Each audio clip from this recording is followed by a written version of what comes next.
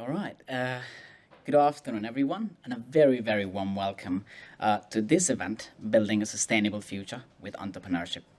My name is Bikash Kurum, currently heading projects and events at Inclusive. If you are joining us for the first time or hearing about Inclusive for the first time, we are a community with a mission to create and share knowledge about diversity, equity, and inclusion, and support organization to transform that knowledge into action. So the topic for today, like I said before, building a sustainable future with entrepreneurship. And this event is part of the overall, I started this project that has been running for the past 4 weeks. A bit about the campaign itself. This is the second year that we're running the campaign. The goal of the campaign is to encourage everyone, irrespective, everyone about considering entrepreneurship as an option, irrespective of their background and experience. In other words, the campaign itself is to inspire people through different role model stories that we have, and also highlighting diverse opportunities that entrepreneurship provides, and also help by, let's say, offering resources, knowledge, and support the people who are curious about this topic. All right, now about the practicalities of the event. We're absolutely excited to have this event today, and a lot of audience also at Maria 01. What we have is now, firstly, we have a brief overview of the overall campaign. I started this by Ida Nalli, our comms and marketing manager, and who is also the project lead.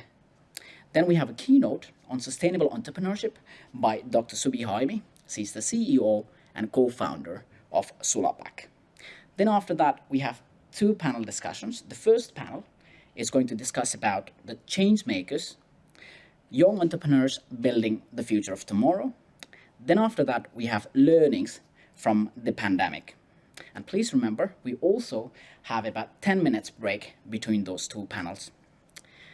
As you can see, if you're following us live on the live stream, you can see on the right-hand side of your screen the chat function. We very much encourage you to, suggest, tell about us how the event is all about, how the event is going, and at the same time, if you have any suggestions related to the I Started This campaign. Once again, on behalf of Inclusive, a very warm welcome all the people at the audience at Maria 01 and also everyone following us virtually. At this point of time, I want to welcome my colleague Ida to come on the stage and tell us a bit more about what I Started This campaign is all about. Thank you.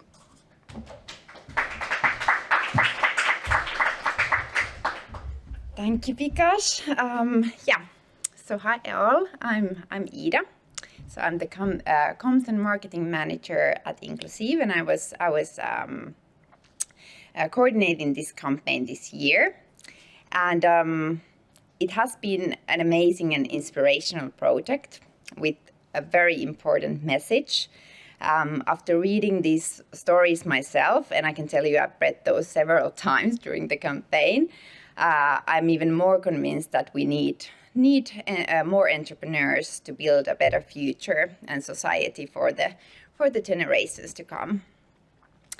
First, we want to thank our partners and supporters.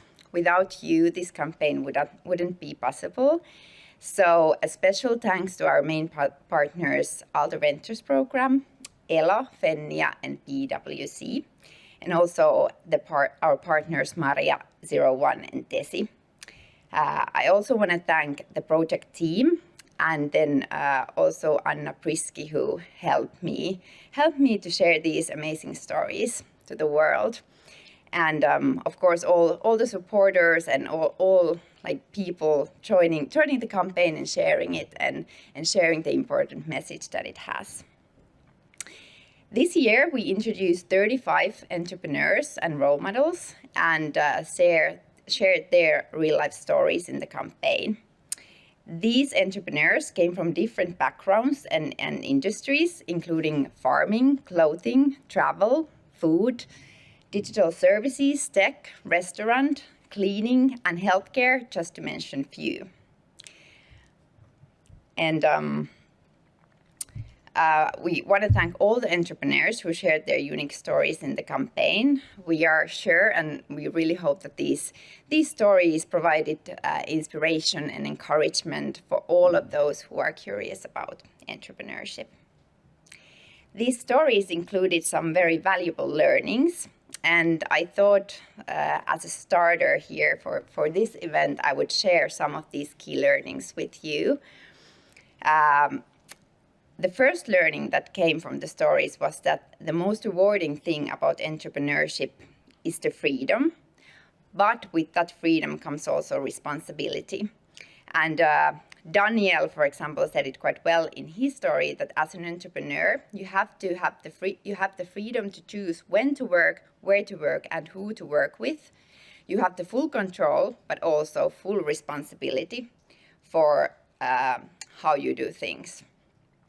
A second learning that came from the stories is that as an entrepreneur, you have to be prepared for hardships and failing. And as Auri said in her story, no one gets it right on the first try.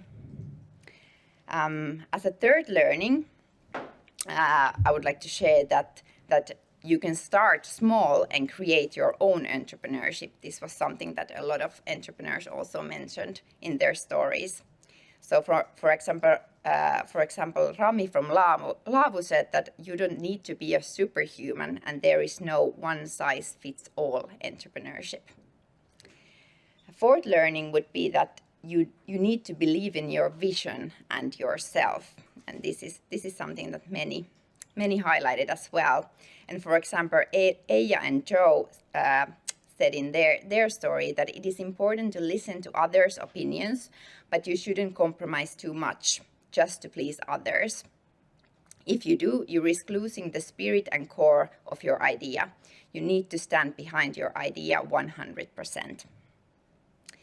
The fifth learning would be that you don't have to do it alone. As an entrepreneur, support helps you succeed. And this was also something that many entrepreneurs said that they really have succeeded with the support of their communities and families and other entrepreneurs. And for example, Milla and Efe put it quite well in their story that entrepreneurship actually means that you often need to ask for help. And that's totally okay. And then as a final learning from the story, and this is something that actually is very much connected to the theme today, is that entrepreneurship is often more than just work. It's an opportunity to make a positive impact on the people and world around us. And Ida from Kamupak put it quite well in the story. Ida said that all entrepreneurs play a crucial role in building a more sustainable future. And this is something that we're actually talking about today. And as a final note, I would still like to encourage all of you to read all these inspirational stories from the site istartedthis.org. So you can find those stories there and the highlights of the stories also from our Instagram page. So keep on sharing the campaign and the important message. And now let's continue with the interesting discussions.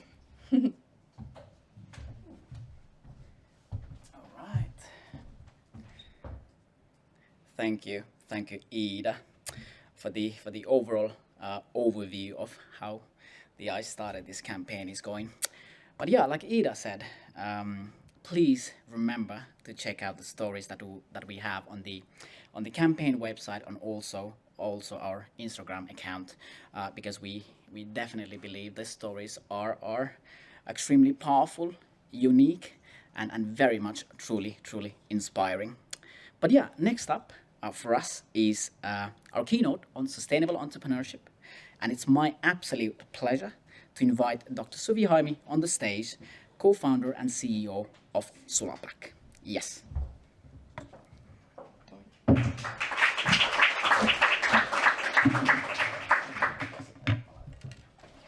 Thank you very much for the kind introduction. Very happy to be here. My name is Suvi Haimi, and maybe I start a bit of my background because it's bind to our mission, what we are doing at Sulapac. So I'm a biochemist, and I have done many years academic research on biomaterials in medical applications. And the other co-founders, Laura Tirkkonen-Rajasalo and Antti Pärssinen, they also, Antti is chemist and Laura is a biochemist like me. And we also shared the vision that we would like to utilize our, maybe my voice is not hearing, so I'm nearby the mic, that we want to utilize our biomaterial expertise to solve something big, which is very important for us, near to our heart, which was the global plastic waste problem. So from that vision, we started planning our company and founded it finally in 2016. So the problem we started to work towards is actually, we can describe it in 3 phases. So if you think about our planet and what happens if our planet's temperature rises more than 3 degrees by 2050, that means that the current ecosystem, how we know it today, that will crash. And we can't afford to do that. And the oil production, the plastic production is one of the key reasons also which needs to change if we want that our planet is not going to have this global warming. And if we think about the plastic production, that it's going to be 4 times more by 2050, where then the plastic ends up. Unfortunately today it ends up still to our nature. Also, majority of it's burned, although there is lots of research and developments around the recycling. Many people say that, yeah, the mechanical recycling will become more efficient. That's true, but then if you look at even the most optimistic scenarios, in 2050 only 37% of plastic can be efficiently recycled. That is not definitely enough. We will be everything, all the nature will be full of plastic. So that's once again, we can't afford it. And if we zoom down to microscopic level and talk about microplastics, it takes only 1 week that we eat a credit card of microplastics. That's quite a lot, and our fragile ecosystem can't take it. So there is studies that actually there is so many bunch of microplastics out there that it's actually rains down, and then from the oceans it goes back to the air and then again rains down somewhere. So it's not the toxic rain we should be afraid of in the future, it's the microplastic rain. And there is solid evidence already today that these microplastic emissions and the accumulation of the permanent microplastics, they are linked to various autoimmune diseases and cancer. And if we eat in 1 week so much microplastics, then we can imagine what happens to in a plankton level. They actually starve to death because they can't eat their normal food, because if the microplastics goes into their intestine, so they just can't eat anymore. So, but let's not kind of lose hope, because there is, so not only us but also other companies creating these sustainable solutions. That is the solution for all of these 3-level problems. But I'm here today, of course, talk about Sulapac. And as mentioned, our mission is to accelerate the plastic-free future. And from the very beginning, we have created our material so that it has almost all the benefits of plastics without the plastic waste problem. But in addition that it's sustainable, it's also beautiful and functional. And our philosophy is to mimic the nature. So what that means that we mimic the nature. For instance, these straws, what we have designed, if they end up accidentally in the nature, they fully biodegrade the same speed as, for instance, these oak leaves here. And also we study all the different levels of ecotoxicity, not only in the soil or in the marine condition, but also in industrial composting. So try to really simulate what happens if this material ends up in the nature. And there the most important part is that it really doesn't leave any permanent microplastics behind. So how we do then business from this mimicking nature perspective? We are material developers and we sell materials, and our business model is scalable through partners. So first of all, from the beginning of the value chain, we source or purchase our materials from global material producers, but we make sure that everything we use in our recipes, they are made from sustainably sourced raw materials, like the wood we use. It's from FSC or PEFC certified wood, and everything is grown sustainably. We minimize the utilization of any oil-based plastics, and we have majority of our recipes are fully bio-based. But then when we make the materials, we can utilize existing plastic manufacturing machines. And when we have the material ready, we sell it to converters who then make these jars or the straws or other items from our material. And then, although we work in the beginning of the value chain, we have a strong grip from the brands. So the whole idea to scale fast is to really convince, first of all, the brands, who can then put some pressure to the converters who can then make our products. So that's how we work. And although with our material we can make various applications where we can replace the plastics, we have selected from the beginning these 5 application areas, 6 is coming. And why we have selected, for instance, is cosmetic and luxury packaging. Because these customers, they have the ability to pay a bit more for the material, which is truly sustainable, because always when you make a new material to the market, it costs a lot of money, and you start very small volumes, and you need to have the customers who are willing to pay that, who are willing to be the forerunners, and then you can increase your volumes, and then the price can go down. But we have also investigated straws and cutlery, because straws, for instance, represent a major waste stream in our oceans, and we really want to solve that. So our first product we brought to the market in 2017, and we utilized these very large wood chips to really bring the natural origin very visible in our products. But that recipe needs specific molds, and molds means investments. So that's why we have developed after that our recipes so that we can utilize actually even the existing molds, so we can much more easily once again scale our business.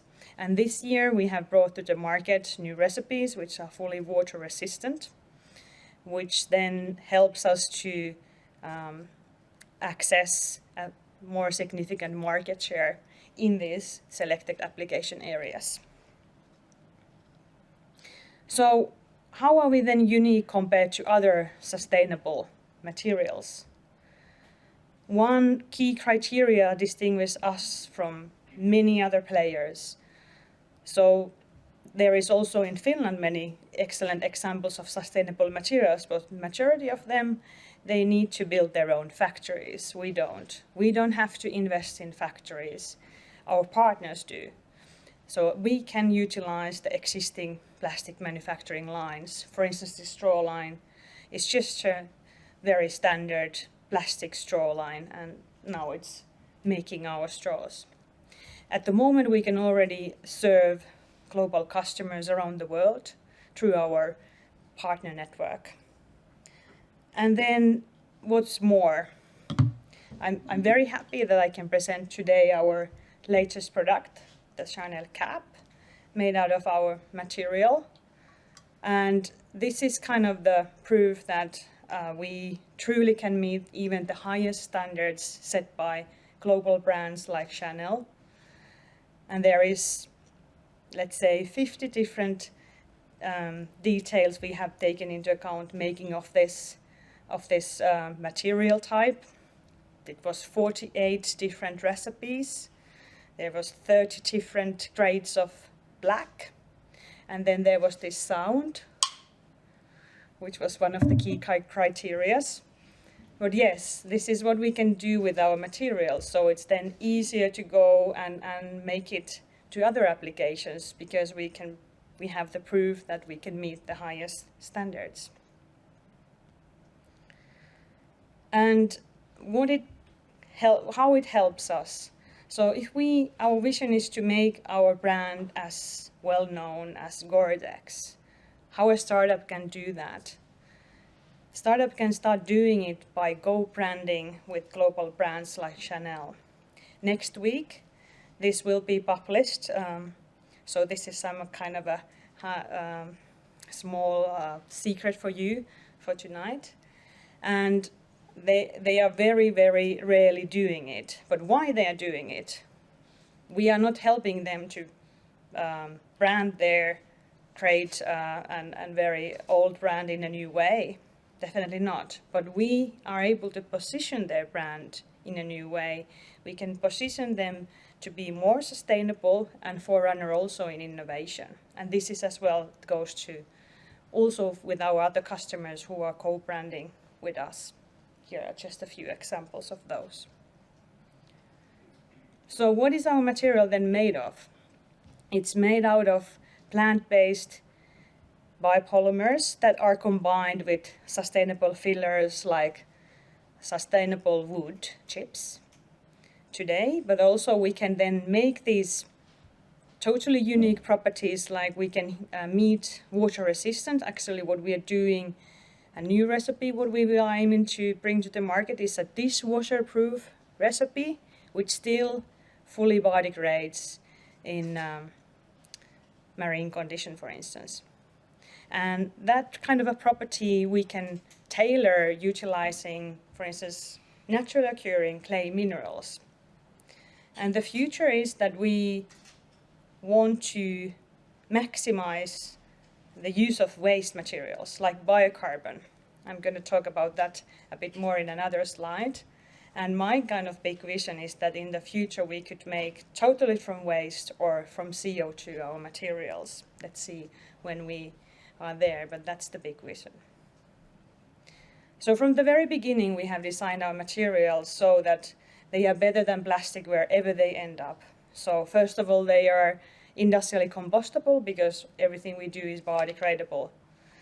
But then unfortunately the infrastructure for recycling is not there globally. So for instance, if our material is burned, it releases less CO2, toxic gases, and carbon monoxide compared to plastic. And if it accidentally ends up in the landfill, also there it biodegrades without leaving any permanent microplastics behind. And then, importantly, our material can be recycled through mechanical and chemical recycling route. We just need to support the existing infrastructure that we can, as soon as possible, plug in our solution there.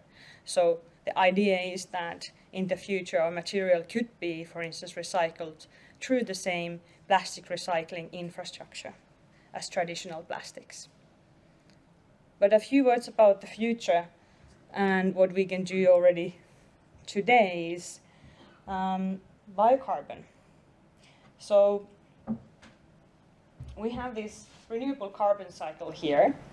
So when the plants or the trees grow, they bind CO2, and when they erode, they release the CO2. We can disrupt this circle here, take the CO2, and we can combine it with Sulapac waste, so we can have a side stream wood. Side stream wood we use in our packaging, and our packaging is also, or Sulapac materials are bio-based, so they have the bio-based renewable carbon here. We put them in a pyrolysis, we create biocarbon, which we can utilize as a filler in our materials, like these caps, for instance. This cycle hasn't been closed ever, because you can utilize biocarbon as a filler, but if you, for instance, utilize it as a filler to traditional plastics, you can't make again biocarbon, which is non-toxic. Our materials are non-toxic, so you can actually close this loop. And these kind of materials we will in the future bring to the market. So we are solving today and tomorrow the main sustainability issues what we have recognized from the very beginning. First of all, the microplastic challenge. All the materials what we create leave no permanent microplastic behind. Then we are fighting against the the climate change, as we are using the bio-based materials, and through the biocarbon we are able to even target carbon negative products in the future. And we are also participating to solve the current recycling infra challenge. That's who we are, and that's where we want to stay, because the only thing what matters is that we could really create much more cleaner planet for the next generations. Thank you very much.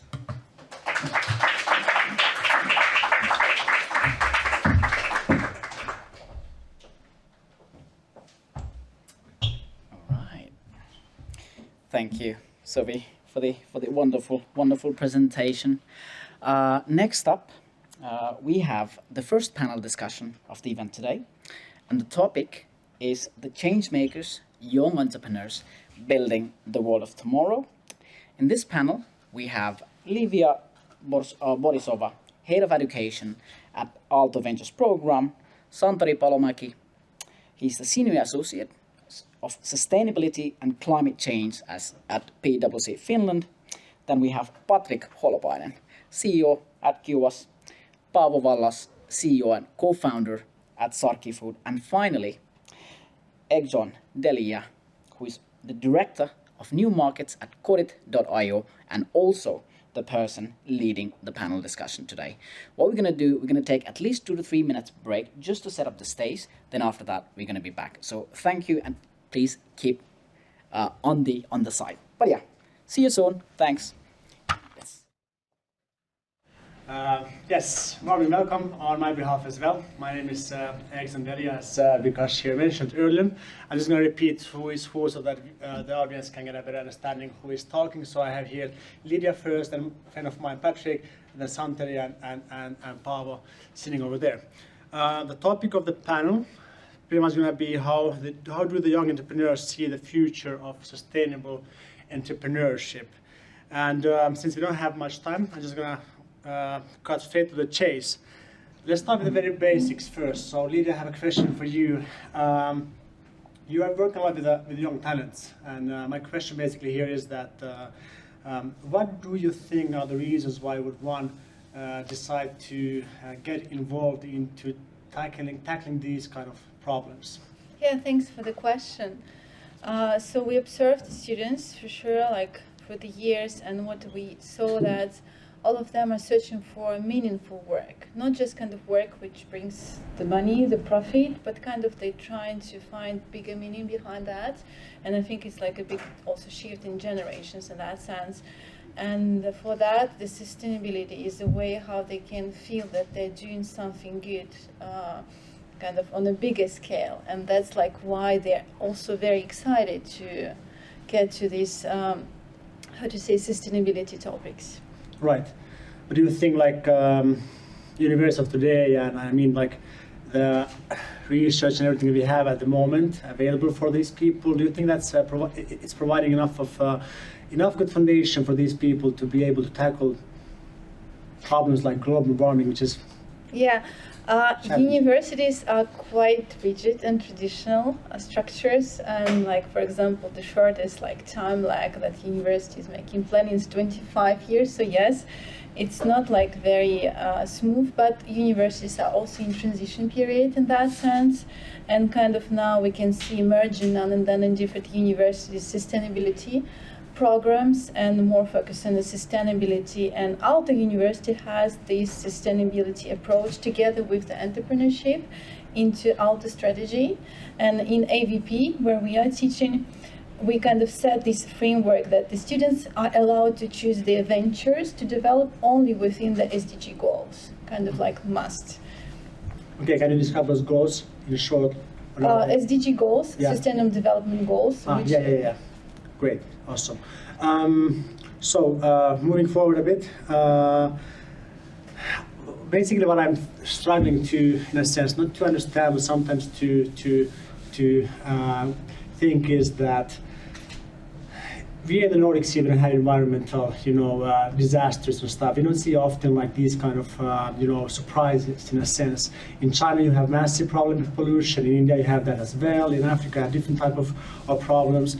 Do you believe that people from the Nordics, especially the young ones, will basically be the ones to be identifying meaningful, big enough problems?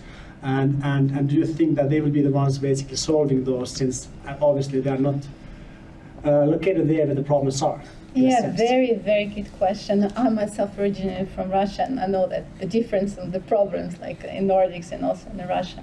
So yeah, we see that problem, and what we try to do with the students, we have students usually from very different nationalities, and we kind of set up the teams to try to secure that some people from like these more remote areas where like the problems, like these sustainable problems are more acute, like more, crucial, would be in the teams working with the Scandinavian, for example, European students, and kind of together, like they will find this really, carefully the challenge to work on and kind of combine the skills. Because, for example, also for these regions, the students for the students who came in from these regions where like Africa, Asia, like the sustainability problems are much more crucial, they can also benchmark different things within the Nordics. So this is one solution, kind of to secure the diversity in the student teams. And then another like a solution could be also,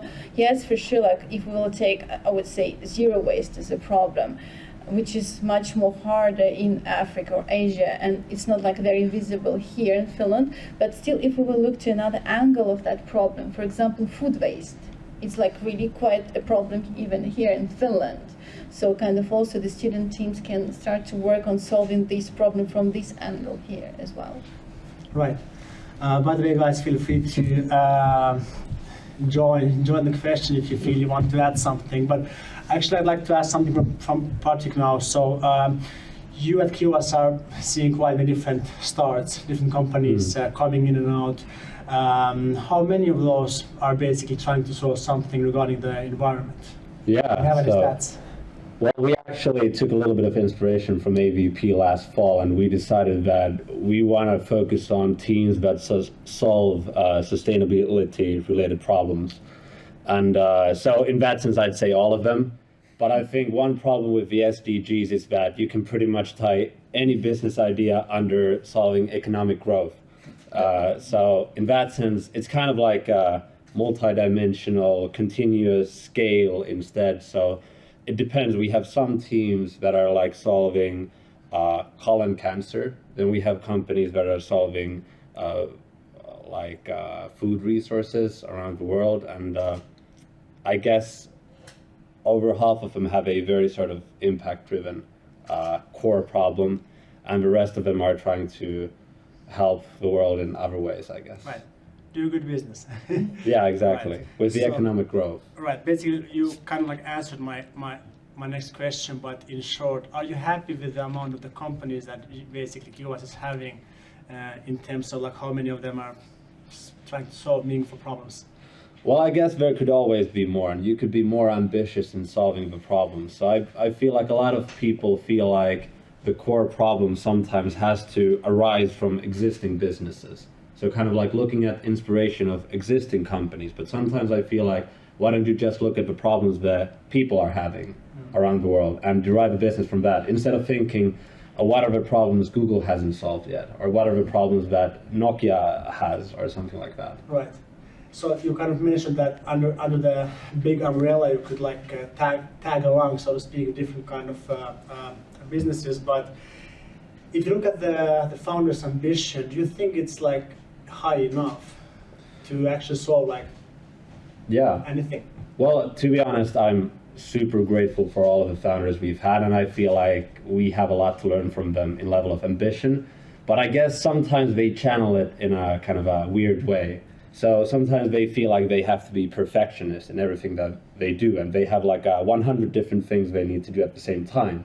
But that doesn't mean that they're like channeling their ambition into building like a great product, for example, or building a great business. Sometimes they get stuck on like meaningless things, and their ambition is kind of like holding them back from also like taking a step back and thinking, what do we actually need to do to solve this problem? Right. But I think there's a lot of ambitions there, yeah. Like, of course, I would say always a little bit more ambition we could have, but like still, I feel very sort of humble when watching those startups. Right, Paavo, can you relate with the perfectionism comment that Patrik just made? Yeah, definitely. Well, for example, in my company, I felt like I have to do everything myself, and I have to be better and better and better. And it was really hard for me during my journey to find even a moment where I could have been like satisfied with what I have accomplished. Because of course it's a journey, and I think that I have learned that I can't be a sustainable entrepreneur for long if I constantly feel like I'm not enough. So you have to find those spots when you can be satisfied with the sub goals or the progress that's going, or even satisfied with the direction. Like, I'm doing a good thing, I have a good direction. That's enough for some point. And also one point I'd like to say, since you mentioned about the SDG goals and how easy it is to pinpoint like SDG goals to any business idea. Yeah. I think that's actually one of kind of the big issues that I'm struggling with as a sustainable entrepreneurship, since I felt like my connection to the SDG goals, or my company's connection, was like quite deep. And then all the companies that just have read the SDG page once can say like, yeah, we are solving the SDG goals. Yeah. And then I feel that there's a big gap sometimes between those companies, and I think that it's really hard for, let's say, the general public to know which company is which, and which is like, to make kind of a comparison, like actually solving, and which ones are just, let's say, if you choose the green SDG goals, just greenwashing. Yeah, absolutely. And I'd like to add that the way we had like kind of a checkbox thing that when you apply to a KIUAS program, which SDG goals are you solving? And turns out there wasn't a single company that applied that would not have solved one of the goals. So then we started going into the sub goals and the indicators, but then turns out that a lot of people don't know about them. There's like hundreds of sub goals and targets that you could meet, but no one knew about them. So we decided that we just ask, what is your impact? And then we leave them to answer it. And then if their biggest impact is that, well, we're going to be the best competitor to Facebook, then we maybe decide on another team. But yeah, usually I believe maybe it's kind of a truth that the companies need to figure out their own metric for impact, instead of like it coming from us saying that, okay, are you solving this goal or that goal? Even though I think it helps kind of give the ballpark picture of what are the big problems in the world at the moment. Right. So, quick takeaway for what you guys mentioned. So, perfectionism doesn't have to be there. Doesn't have to be perfect to solve the stuff. And then other thing is that you have to do it in a sustainable way to be able to tackle sustainable problems, right? Great. So, Patrik, so regarding teams, what do you think makes a great entrepreneur or a great team in the field of sustainability? Well, I think you have to be really committed to the problem. So absolutely, like, have a clear idea of what is the problem you're solving. And usually it's better if it's a problem that is not exactly like, we're going to solve climate change, but actually narrow it down a little bit. I think the problem should be something like when you're figuring out your master's thesis. So everyone starts with something too broad, and then we speak with someone and they decide that, okay, we need to scope it down and throw off a lot of work that they've already done. But outside of that, the team needs to kind of be really motivated about the problem. And I see that that's actually also a strength in a lot of the teams, that all of them are passionate about the problem and not actually the product. So if someone is trying to, let's say Suvi is trying to remove microplastics, and she figures out that actually the packaging thing doesn't work out for some reason, I believe Suvi is a person who then would decide to do just something else. Maybe she's going to do like micro-scale fish nets in the oceans and gather plastics from there. But if you're really passionate about the problem, then you will always find some kind of a way. And I think that is the kind of a strength that actually a lot of teams already have. And Well, with the sustainability, I guess you also need just a tough skin, because a lot of people are going to ask, investors also, like, okay, so you're a charity, right? So we have a lot of teams who are like trying to really do meaningful things, solving childbirth or like child mortality in Africa, in developing countries. And the first question every investor asks is that, so you're a charity. And it's like really dragging some of the teams, hearing over and over that they're not even considered as a real business, because their biggest metric isn't revenue or like daily new customers.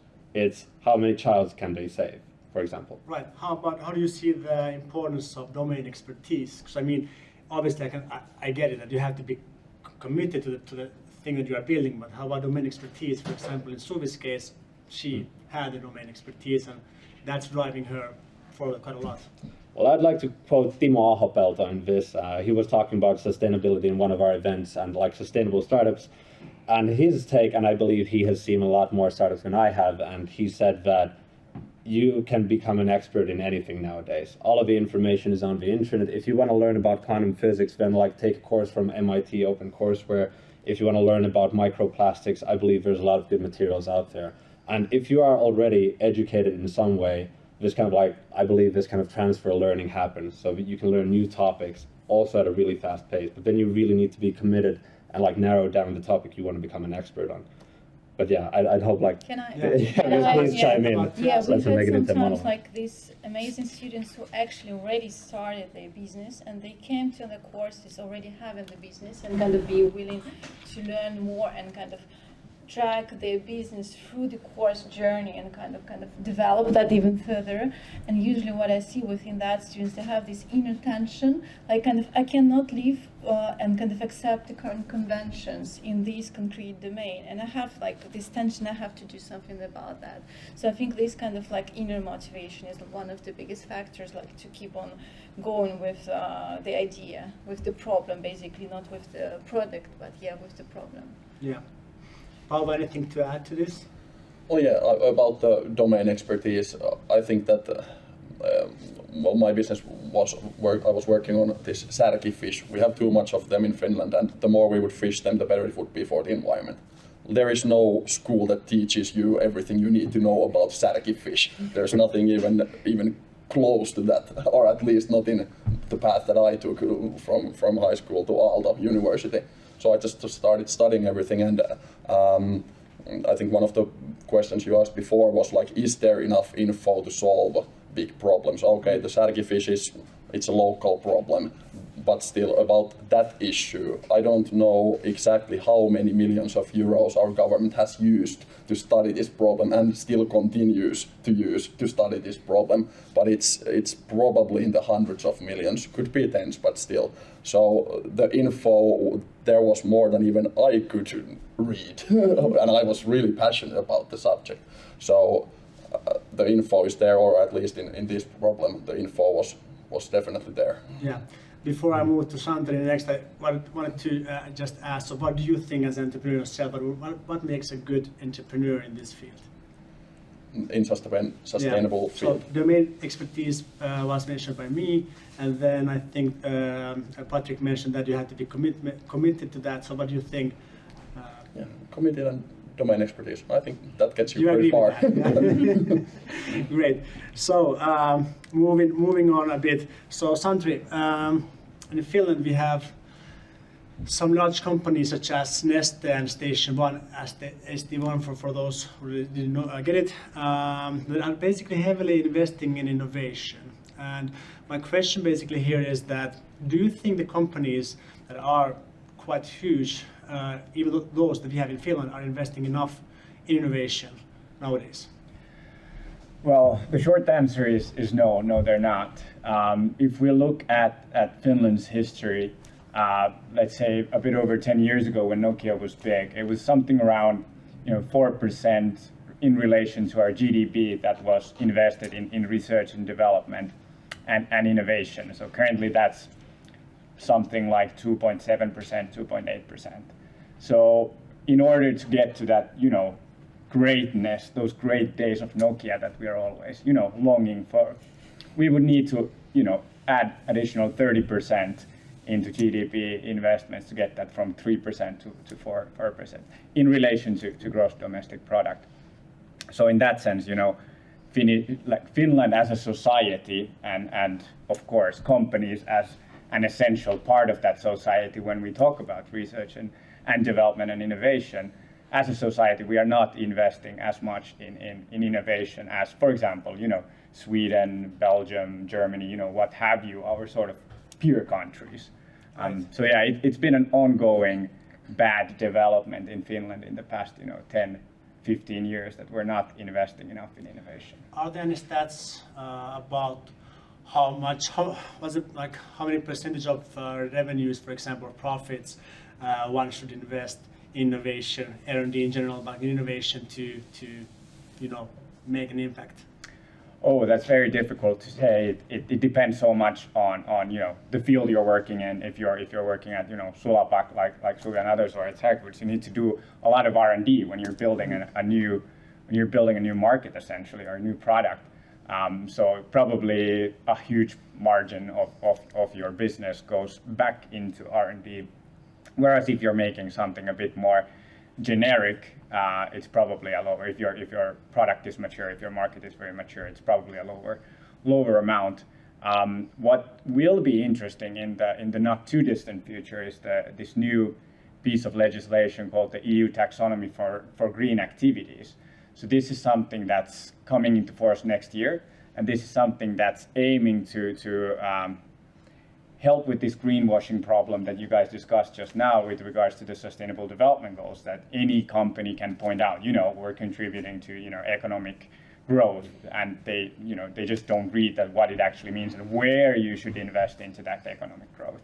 But this piece of taxonomy, so that will make it more transparent to show how much businesses are investing in actually making their business greener. So there will be let's say, a rule book that companies will need to follow, and then we'll get some more information on what companies are investing, how much, and you know, what is enough.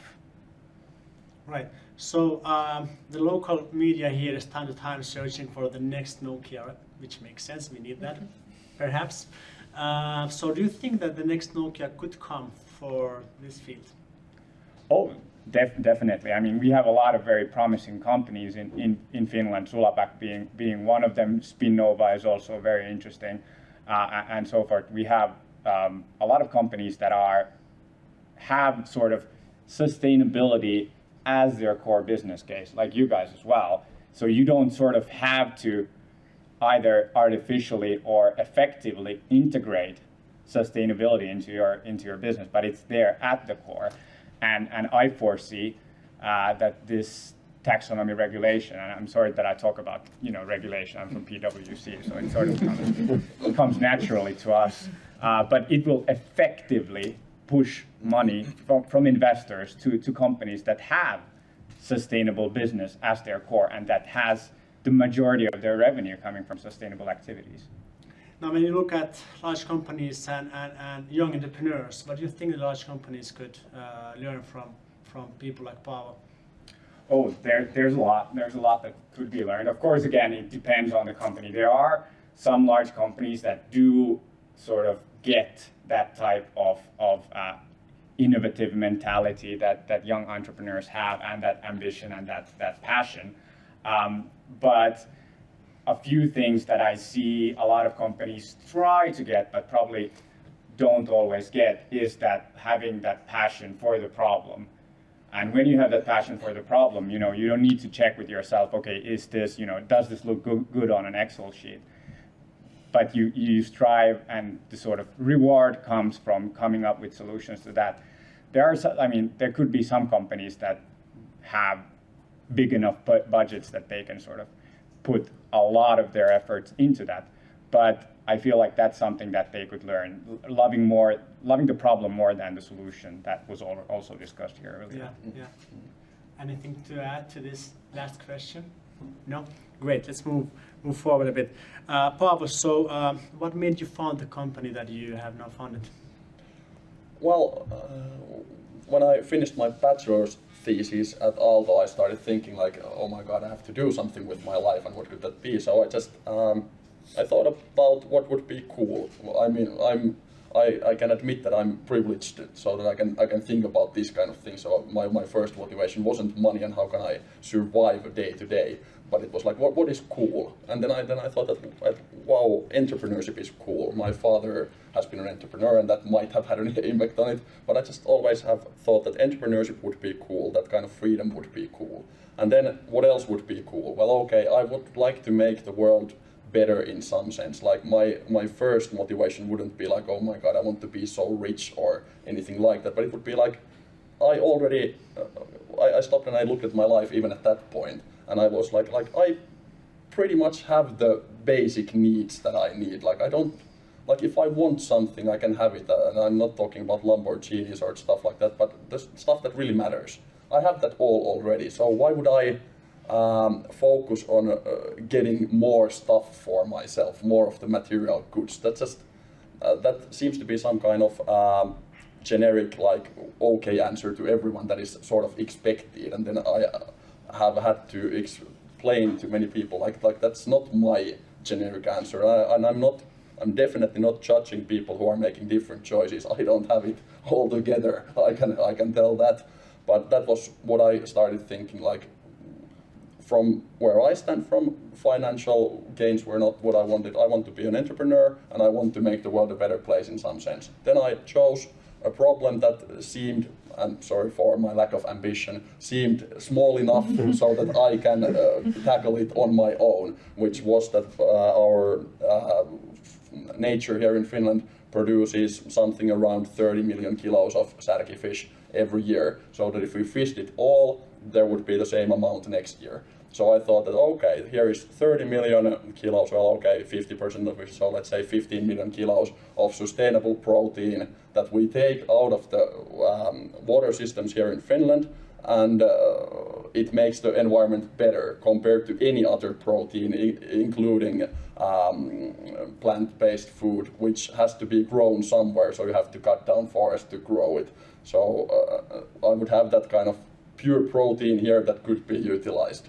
And I just thought that I'm not sure whether or not the time is right for me to make a lot of money on this, but I'm sure that the megatrends of global climate change and global warming are going up. So at some point we will stop wasting this 15 million kilos of protein. And even if I will not be the one who makes the business out of it, I can be sort of a stepping stone or take it to that direction, that I show that it's possible to do it, and then maybe one day it will happen. And I don't know if I said it already, but my company, as of now, I have not been able to meet my goals, and as of now, my product that I launched in 2019 is no longer in the stores. So in that sense, I have completely failed. But because I founded my company based on the values, I still, in some sense, can feel that I've done something important, and my 5 years of entrepreneurship haven't been for nothing. Exactly. Could you tell us more about the challenges that you faced in the field with your company in the past, especially when you started, though?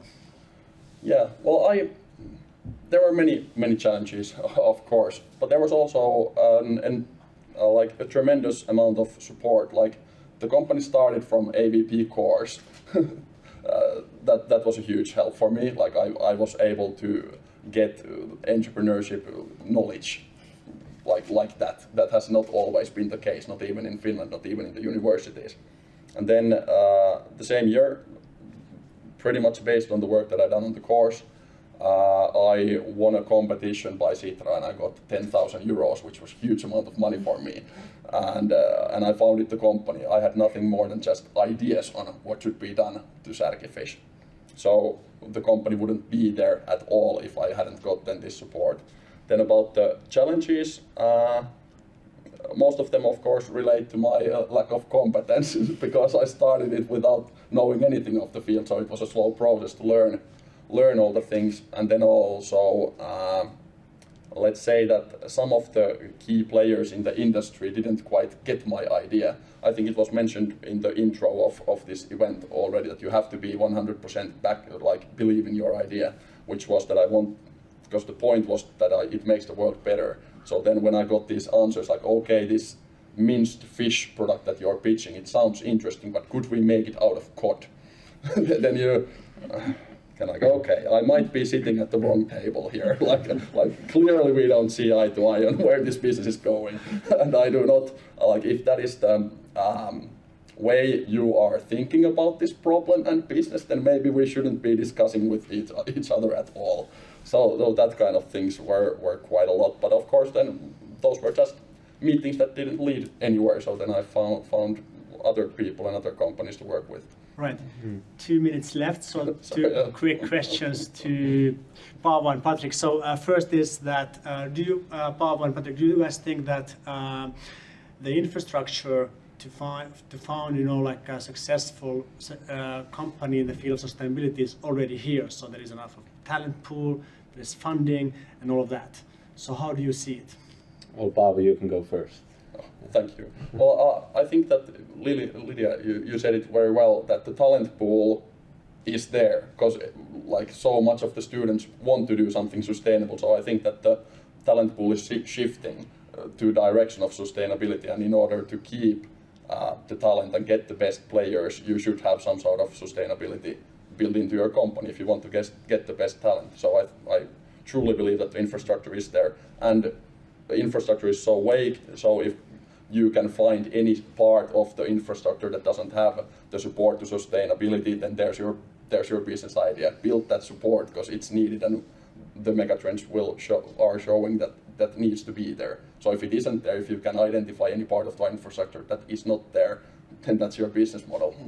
Yeah, that's how I feel. I think he said already pretty great, but I think overall there's a lot of question about are there enough impact funds, for example. But nowadays, I feel like every fund is kind of an impact fund, so you'd be kind of blind not to see the business potential in these sustainable technologies. So in that sense, I feel like the funding part definitely is coming along. If not already here, then one step at a time. With the talent part, I a little bit disagree also, because I don't believe that we have here like a surge of people who are ready to build amazing companies. I believe it takes like serial entrepreneurs, people who have tried once, made something great, but the next time is going to be even better.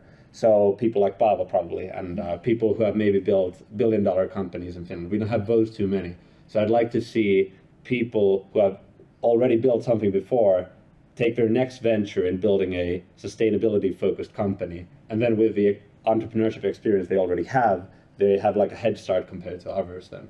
But I feel like that's also coming along. So I feel like the talent is coming along, the funding is coming along, and I think the problems are not at least yet getting away. So I think that is still also like coming along.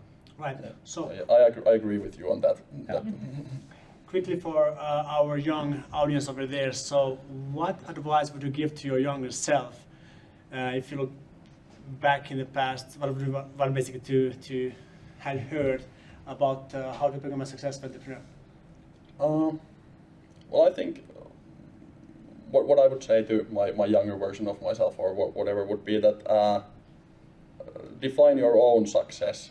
The traditional success is only measured in financial terms, but I think that for my company, success was always at least a double bottom line, so the environmental benefit and the financial success. So I think that would be one of the key teachings for any young entrepreneurs.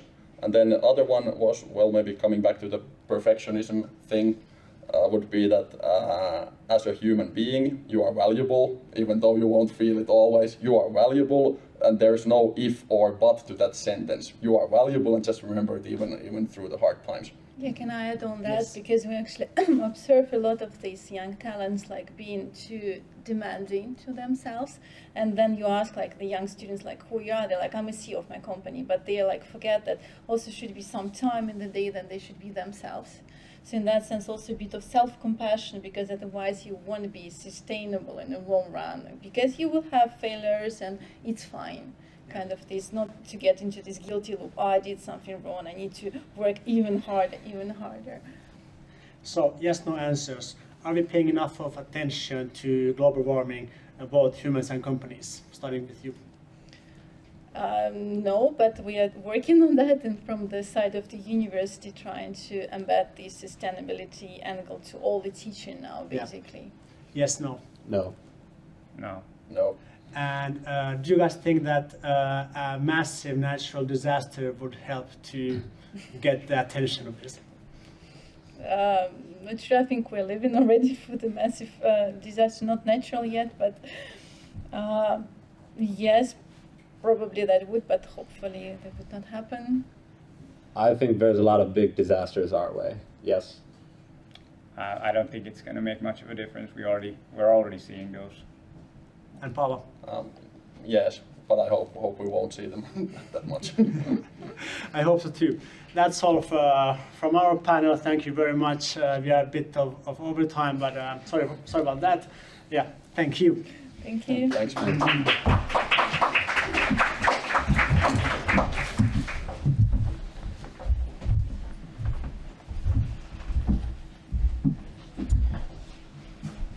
All right, thank you so much for the panel discussion. All the speakers involved in the panel discussion, really good insights. Now we're gonna have a 10 minutes break, and after the break we're gonna have the second panel discussion, and the topic is going to be learnings from the pandemic.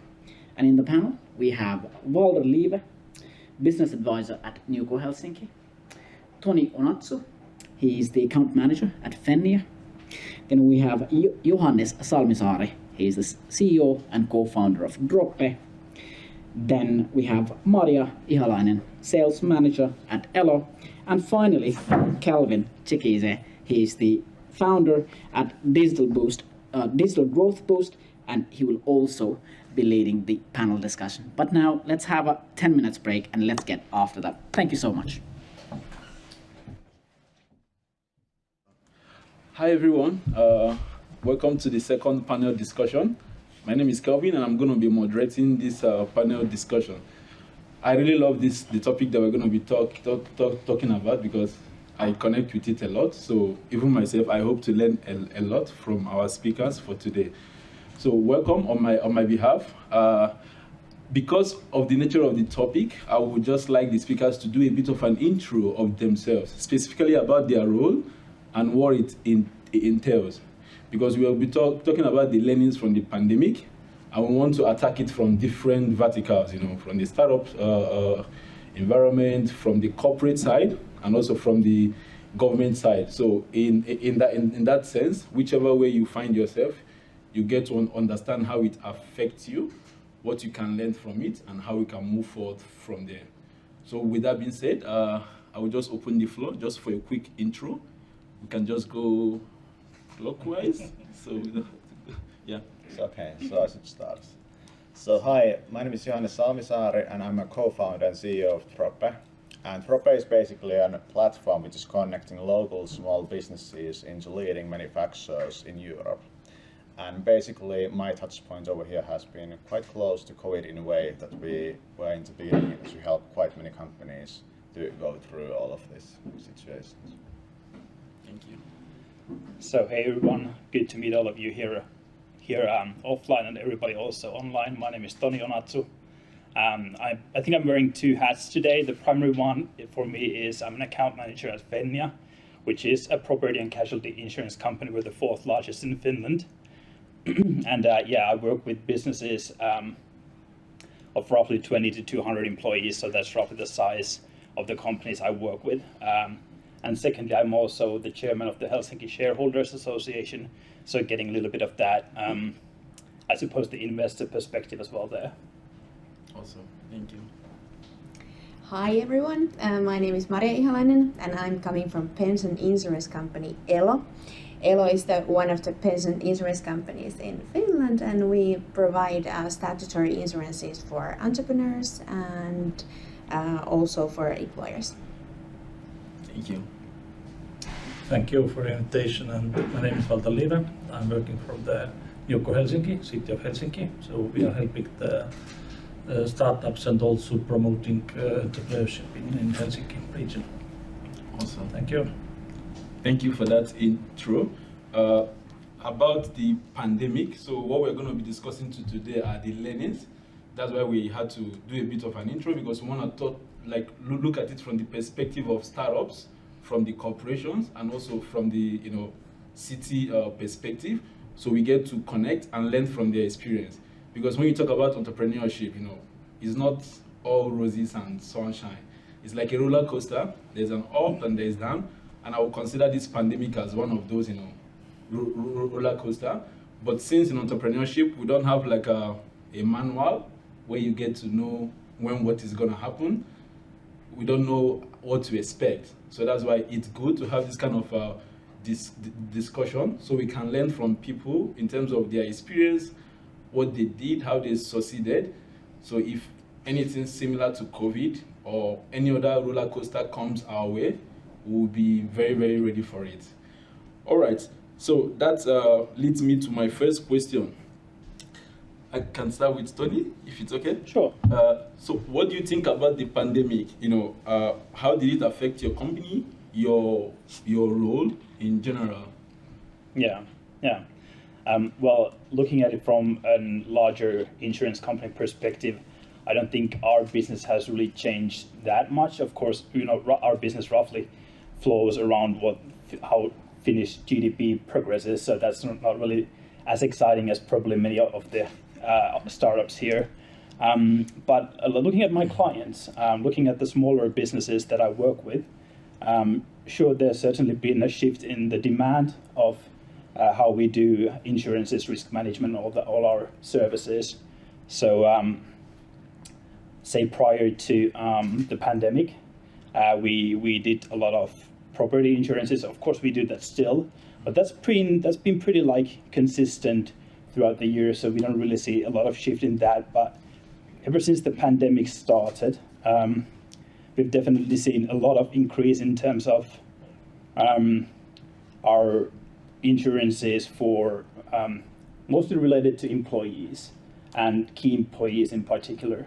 So businesses, small businesses and growing businesses, they're definitely asking more about how can we take care of our employees. And I think that's been one of the biggest shifts that I've seen during the pandemic. And also looking at it as an account manager, I think that prior to pandemic, I usually did a lot of work mostly with CFOs. So I negotiated with CFOs, but nowadays it's more about, the CFOs and CEOs are still there. But nowadays there's also that HR perspective. So there's a lot more human aspects to how we manage risks in the company. And definitely those risks have taken a lot of room in the discussions that I have with my clients.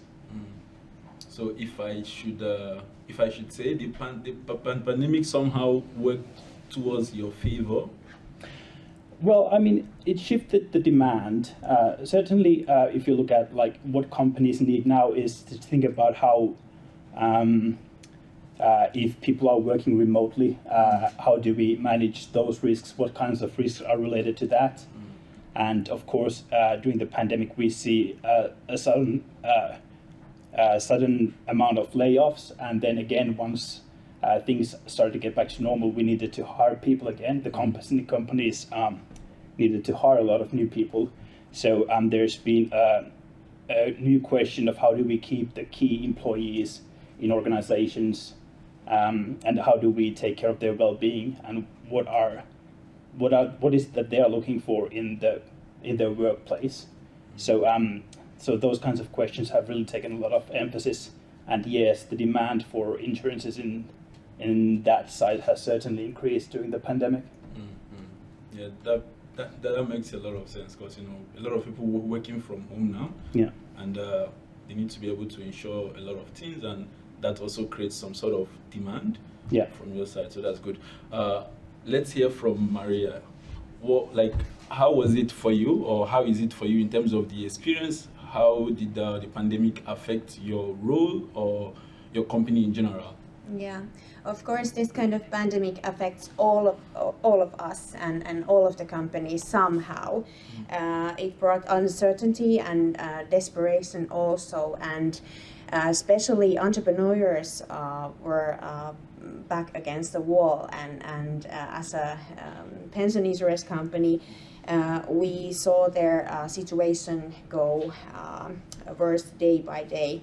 So one thing that we did, we offered flexibility, example in payments, and we got really good response for that. But in my role, I saw that what was very important and the core of the entrepreneurship was that entrepreneurs didn't give up in a situation like this. They developed new things and solutions and took risk for the survival.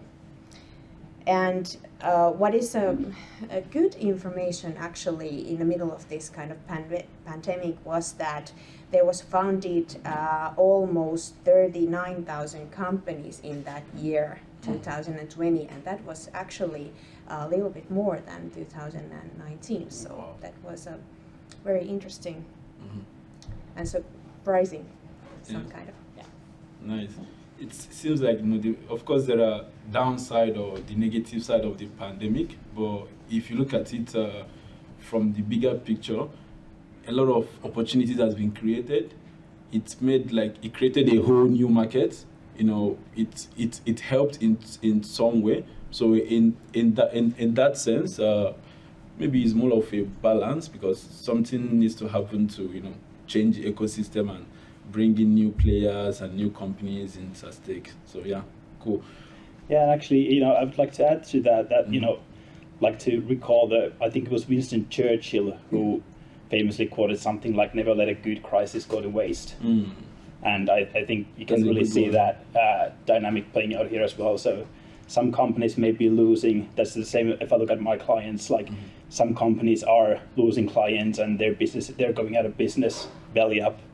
But then again, some companies are thriving better than ever, and there's new innovation that keeps coming up. So it's not all bad in a crisis like this. Nice. I like the word "good crisis," but we'll come back to that later. What about you, Valdar? In terms of, because you manage a lot of startups, they come for the business advice and all of that. How did the pandemic affect this relationship or this service that you deliver to them? Yeah, thank you. At first, of course, it was the dropping of the clients, but then it stabilized our growth, as you mentioned as well. So what we did, 16th of March 2020. So our service was like the face-to-face. We changed immediately to the digital. So about 3,000 clients annually, more than 100 seminars, different languages, yes. And what NewCo Helsinki or City of Helsinki did, still do is of course the online, and it actually works very well. Then was by the government solo entrepreneur support. So we also managed with this. Lot of we opened the helpline, so the phone line that they could call with the small questions as well. Normally we had like the 45 minutes and 1.5 hours, then at the end of the 2020 we opened the NewCo Helsinki Accelerator, so it's still active. You book the time. They have the seminars, so the 5 very experienced advisors there. So today, few hours ago, opened the Helsinki Education Hub, not very far from here. So also give, because city is the enablers for the companies. So that's, and also you remember last summer and this summer, last summer in the Senaatti-tori, this summer in Kasalmi-tori, the restaurants, very flexible. There is for the more than this year more than 200,000 dishes sold, and so that's mean lot of activities. But also during the crisis, or of course that's a lot of the unemployment, especially the youth unemployment. We launched this summer the young entrepreneur voucher, so they could have advice and also a little bit money for the starting or testing idea, because the main challenge is the lack of the entrepreneurial education. So because a lot of they learn professional, but the basic like entrepreneurship, how to do what is the role of the business plan, etc. Yeah, and very positive also in the among city, because in city of Helsinki there is the 36,000 people working there, and all education, etc. All are very important, but then we had a different like the lean training, etc. So we have now the more connected than before. So that's also the positive impact. The NewCo Helsinki Accelerator program, was it launched during the COVID? Yeah, it was the last end of last year. Now it's very active. They are, I think, maybe 500 startups. You can call, you can book online. It's free of charge for the customers. So the time or they have the programs or set of the seminars in the also now in the starting from October. So irrespective of the pandemic, but I Helsinki decided to but I think it's a lot of plans that then we have to act. Yeah. So and also the education hub. So there is normally the ideas, you plan and planning, but now is the action, and this is very positive.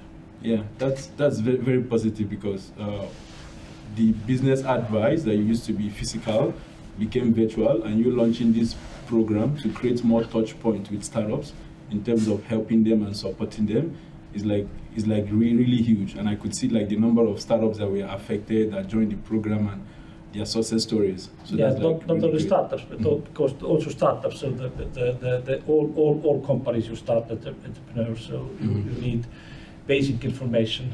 So the 3 questions: what you are doing, what's your product, who is your client, and how you would achieve, how you sell. So this is always have to answer. So it doesn't matter startup or some other service. Awesome, thanks for that. Thank you. Okay, let's bring it to the startup environment. How was it for you? Yeah, I guess I'm one of those 39,000 companies that started back then. And I think like one thing which isn't talked that much, or at least anymore that often, that like 2020 wasn't just a health crisis, but it was also quite similar to 2008 and financial crisis, and how it's actually revealed issues inside this industry. And that was also one moment that we started then investigating originally, when we saw that like stores were starting to run out of these supplies. And when we started investigating the matter, we actually learned that like the largest issues was mostly in the China trade, and this kind of like between and towards the situation that manufacturers had those supplies that started lacking everywhere. And we mostly started connecting these parties together. And I think like most of all, like in that way, like it's really revealed something which was built inside of this industry, all in all. And for our learning was that's like we still needed to work a lot, really close with those manufacturers and ask like which kind of issues they had actually over there. And mostly in our industry, people needed to adapt to buy online everything in a really short time period. Because before COVID-19, the place to go to purchase and find your best suppliers and connections was trade fairs. And all of those got cancelled over that time. And still mostly also kind of like basically previously there was quite a lot this kind of like persons, kind of like traveling salesmen, which went also like around to like cities and like all around Finland. So basically, what do you need in a way? And that's basically totally stopped, and it still haven't recovered in that way. I think like COVID-19 is still affecting a lot distribution, all in all. There still isn't traveling salesmen in this industry, and mostly people are now looking for a solution. How you can actually handle these kind of like indirect purchases, kind of like daily supply purchases. And we have the kind of like technology solution over there to help with that matter. So that brings me to my next quick question. If you had to go back in time before COVID, or if another pandemic is to happen, and we know that it's going to happen later, somewhere in January, like what would you do differently? Well, to be honest, I think I haven't found this problem like before COVID, because it was back then which got us an idea to start investigating what is happening in the distribution.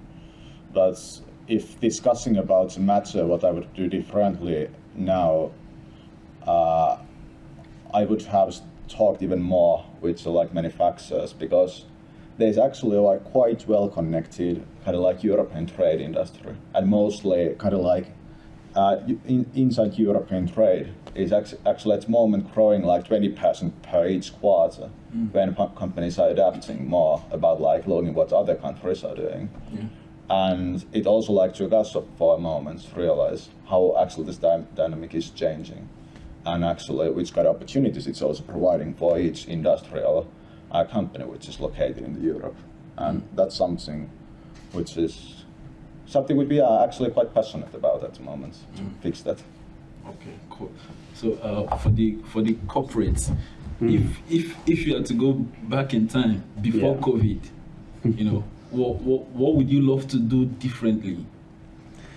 Well, if I look at my clients and think about how are they like changing and developing, then I think one of the biggest changes I see when I work with my clients is that there's really been a shift in like the employer image, and that's something that's certainly changed, and it has really become like definitely like a part of the whole sustainability discourse.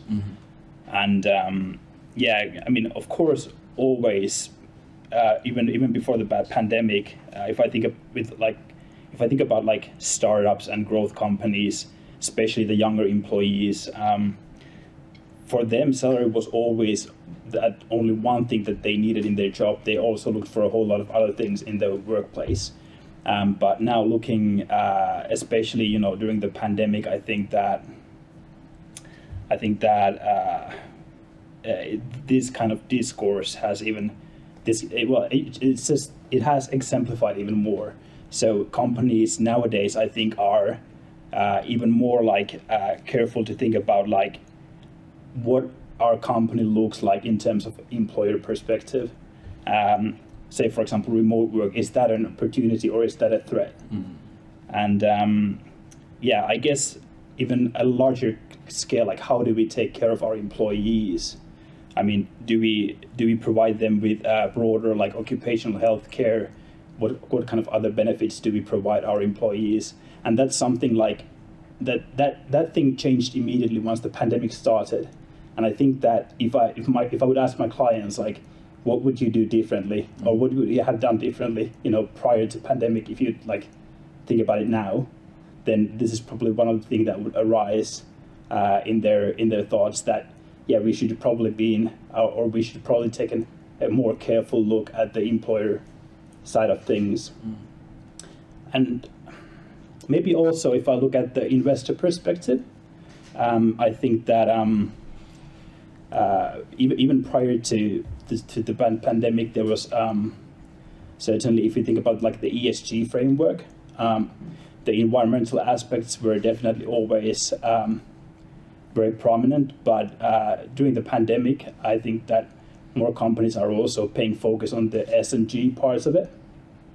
So, for example, in the social space, like what's our impact for our community, and how do we show that we're responsible stakeholders in the community, and so on and so forth. So these kinds of things are certainly having a bigger place in the discussion nowadays.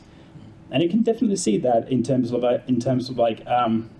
investments and ESG related investment products. I think 2020 was a record year for those in the investment sphere as well. So I think capital inflows into invest ESG products, I think they increased like 140% or something. So it's been a drastic increase. Definitely like these kinds of sustainability aspects are more and more coming to the fore than before the pandemic. Yeah. Nice. Thanks for that. Maria, do you want to add something to that, please? Actually, I think there's always something that could be done differently. but actually I would like to point out that this was something that was so unexpected, or I don't know if there's in the audience someone who knew this coming and at this large and globally. But I think that every one of us and every company did their best in that situation and with their best knowledge they have in that moment.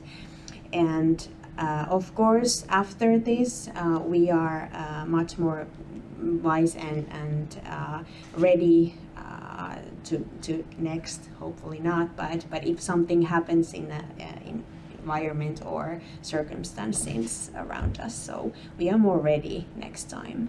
But I would like to hug everyone in here and said we did it quite well, actually. Nice. Cool. In our perspective, of course, like be more prepared to use like the hybrid model, Okay. because we have also the Talent Helsinki program now, so that's also before pandemic to have like the nice studios or hybrid model, because that is easier to promote or invite or tell the stories about what's possible here, what's not.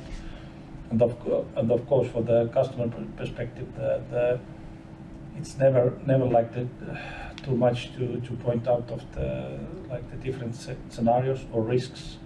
For example, before pandemic, the 5-year agreement in city center of Helsinki for the beauty salon was the bingo, but after the pandemic, 5 years fixed, it was the big problem.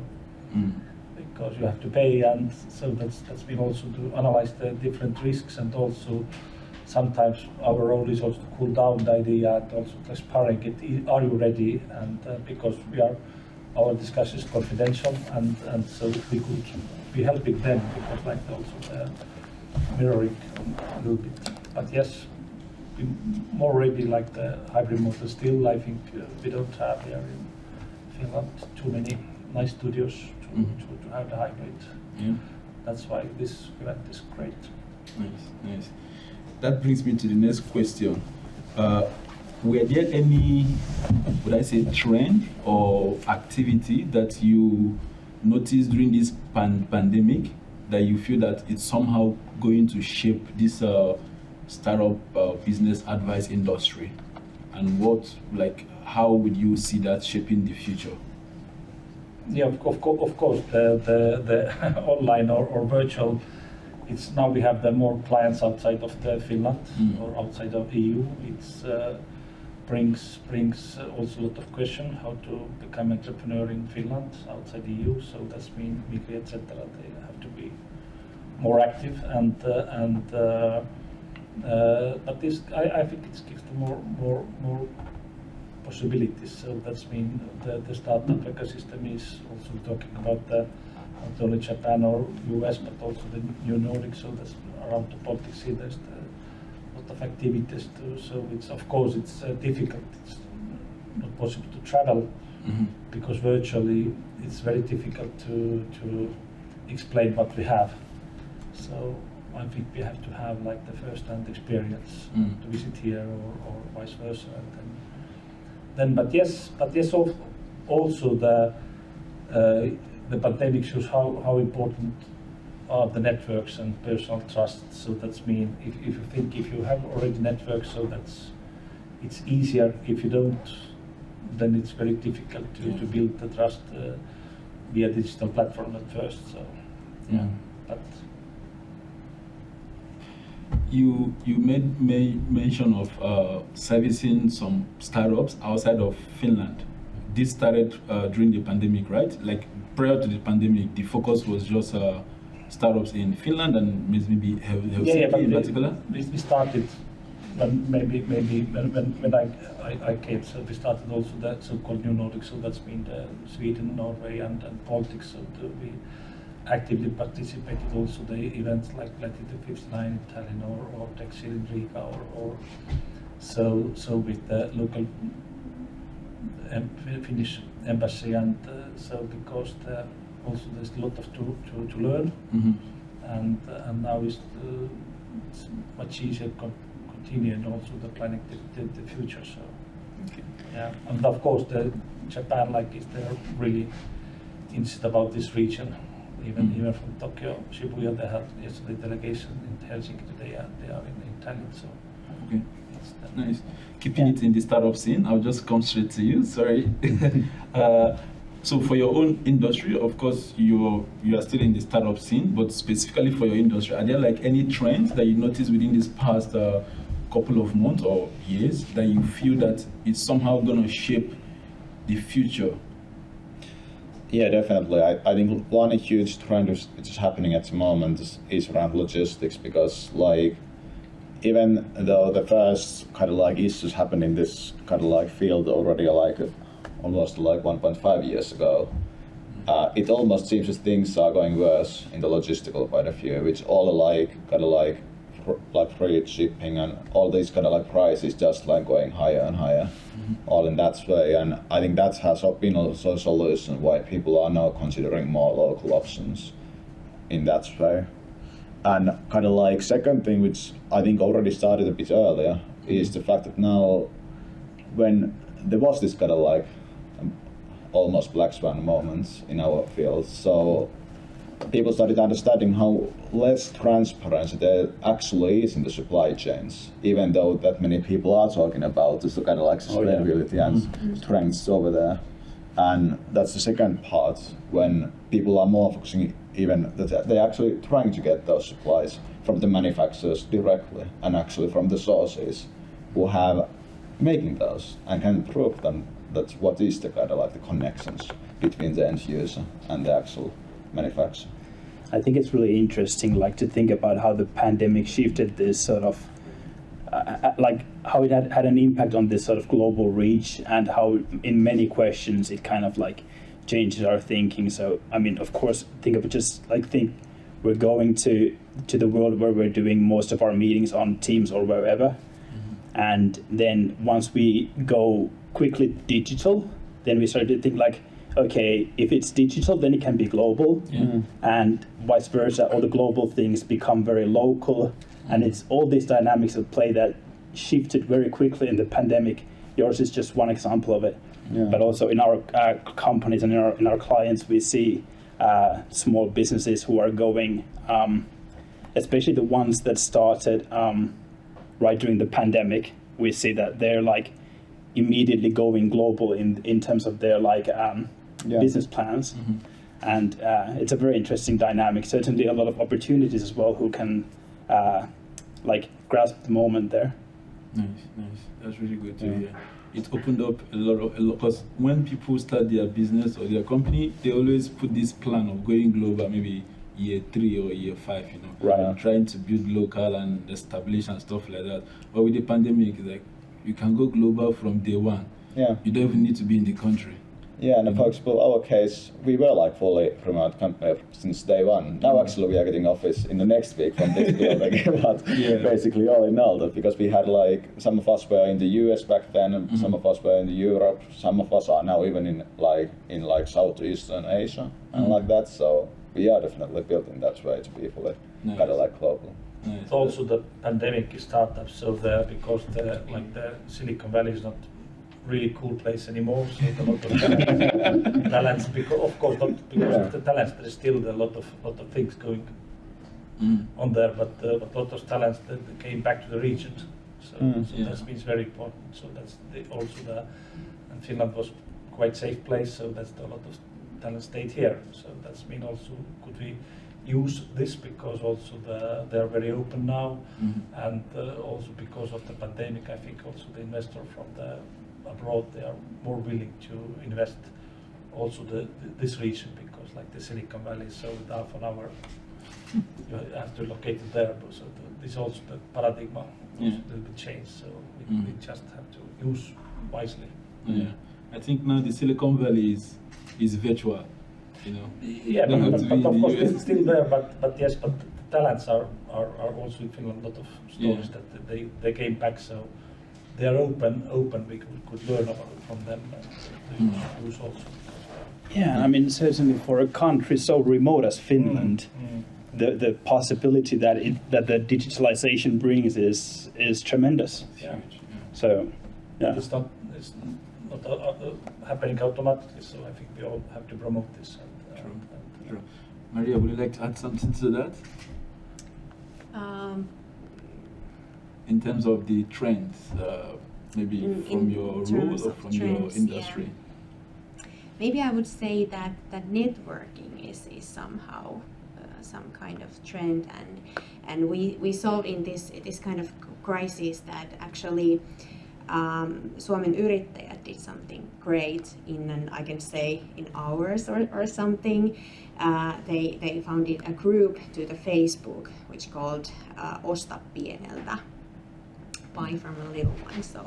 So there was gathered different kind of professionals like insurance companies and pension insurance companies and tax authorities and banks and so on. And we advised entrepreneurs in a difficult situation what to do when the turnover is zero and there are coming up payments all over the place and so on. And there was also very good networking and contacts for entrepreneurs too. So I think networking is... All right, thank you. We have almost 10 minutes before the end of the panel discussion. So I would just like to ask this last question, which I think by the time we go around, we'll probably go above 10 minutes, but let's see. So to the audience, what would I say advice would you give them in terms of the future of entrepreneurship and how to prepare for uncertain times like the pandemic or whatever that's going to come their way in the future? So from your experience, what are the some tips or guides, a bit practical, that you can sit them down and let them understand how this is and how they should prepare for uncertain times that are coming in the future? Yeah, maybe I start shortly to give more time for you. Practical. So the business plan is really instrument for it's not for the starter or for the investors. So it's for you. You change that every year or every month. So and analyze your risks and build your network immediately. So the physical events are very more valuable today than was 2 years ago. Yes, I have to go to the Maria. Now, it's possible to go, but then also if something happens, so act fast. So call your customers, your insurance company, your landlord, and act very fast. Pivoting, of course, pre-ready does destroy your product and build a new one. And what's also important nowadays, be ready for the new start. So that's mean world is opening and many companies are not ready now because of the logistic as well. Maritime is in the industry and of course also we talked about your employees. So your talents you have to keep and also the spirit of the entrepreneurship. Mm-hmm. You will handle it. Yeah. So that's all. That's a lot of useful tips. I hope the audience took note. All right. I could put some ideas to the LinkedIn page after this event. Oh, that would be nice. Yeah. Maria, you want to go next? Yeah, I could be the second one. Actually, one is we all had to somehow organize our work differently in the pandemic, and now we are going to somehow do some hybrid world or something. And companies should think what that hybrid could mean in my company. Mm. What could be done online and what could not do online, and think about that a little bit. It doesn't have to be this or that. It could be both, mm-hmm. or somehow. But it should be think about in specific your company what that means, that hybrid model. And maybe other very important thing is to ask help. Everything doesn't have to be done by yourself. Mm-hmm. There's very much help available. And maybe the most important thing is to take care of yourself. This pandemic has shown that how important health is and how important is to take care of oneself, your loved ones, and for yourself. You are the most important thing for your company, so that's why it's most important part to take care of also. But somehow I would like to say that asking help is we know as a pension insurance company, we know that the pension insurance is not your passion. Your passion is your company, and focus on that. Let us help, share your thoughts, share your fears, and share your questions, and we are there for you. Awesome. Thanks for sharing that. That was almost poetic. Yeah. Well, I think as a person coming from an insurance company and really looking at things from from a risk management perspective, I'm not going to be poetic as she was. I'm going to be more dull. I think that oftentimes my role is to just try to have some have some put some realism into entrepreneurs and growth businesses, because if I wouldn't be holding them back and giving them all this risk advice, then they would probably just shoot off the moon and start orbiting or something. But yeah, I think that looking at it from an insurance company perspective and the risk management perspective, one thing that really stands out is something that I would probably call an A4 economy. So what I mean is that, as an insurance company, we of course commend entrepreneurs for their audacity to bring their ideas into reality. But sometimes, especially before the pandemic, that was at the cost of their home base, I would say. So you know how entrepreneurs are. They just go out there and do it. And if I try to talk about insurances and risks, they're like, yeah. So you know how that you know how that can be. Tell us about it. 3 years down, 5 years yeah, down. 3 years down, 5 years down. But yeah, it's my job to talk about these, and definitely in this pandemic time, there's these risks, especially that can be dealt with A4. So I'm talking about shareholder agreements, for example. Many young companies and growth companies don't really take this into consideration until a very later stage. And I really recommend that they would really actually take this seriously from the get-go, and just think about take a proper time to manage the risks of the company. And for example, what's going to happen if one of the founders dies? Have you ever thought about that?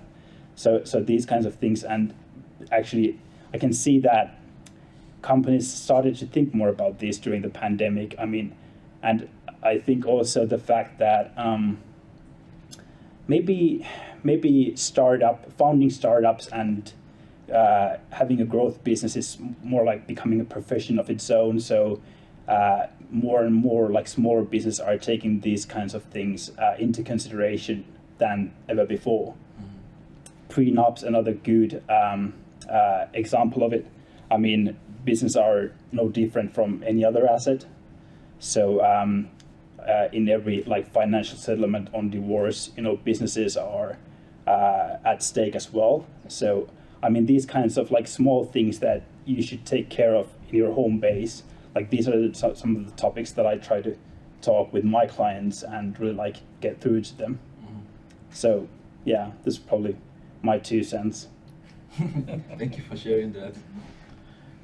How many minutes do I have? None. I'm kidding. Yeah, you can take the next couple of seconds to just summarize. Yeah. So I think from the founder point of view, I think it's extremely important to build something what people want, and mostly focusing on the first customers, and after that start working with the solution and more in depth of the problem itself with the customers itself. And I think that's something which cannot be highlighted enough, how important that is. And secondly, in order to meet those what customers then want, you need a really strong founding team. And at least for our case, those two has been the most important things. And mostly realizing which kind of things has happened in this industry. And that has been purely work with the customers and doing that matter and working with that further. Awesome. Thank you so much for that. That will be all for now. Thank you so much for sharing this with our audience. Really appreciate your time. And I hope our audience learned a thing or two from this panel discussion. With that being said, we would like to invite Bikash to the stage to continue from here. Thank you.